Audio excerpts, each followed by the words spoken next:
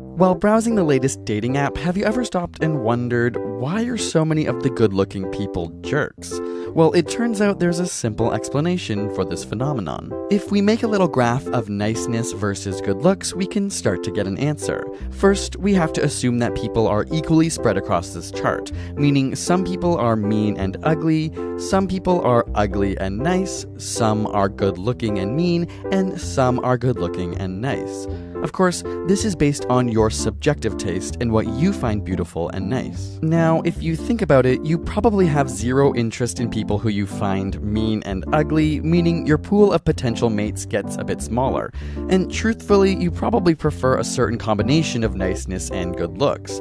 Ultimately, we're left with a triangle of people you find acceptable and give attention to in the first place. But now, 100% of the people left in your pool who aren't that attractive to you are nice. They have to be, otherwise you wouldn't pay them any attention. After all, if somebody is nice, you're less likely to be critical of their appearance, which brings down the average of nice people's looks.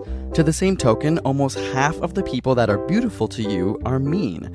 Again, if somebody is mean, you likely require that they be really attractive for you to give them any attention, which makes it seem like more attractive people are jerks. If we take this a step further, we can assume that people who are both hot and nice are the best catches and get swept off the market more quickly, further increasing your perception and bias. We can see a similar thing happen with food. Do you ever wonder why it seems that healthy foods just don't taste as good?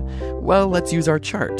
Yumminess versus healthiness. Of course, in reality, this chart probably isn't evenly distributed because food is often created to specifically taste good, so the right-hand side of the graph is likely more dense. Regardless, we can take out all the foods that don't taste good and aren't even good for you because why would you bother eating them?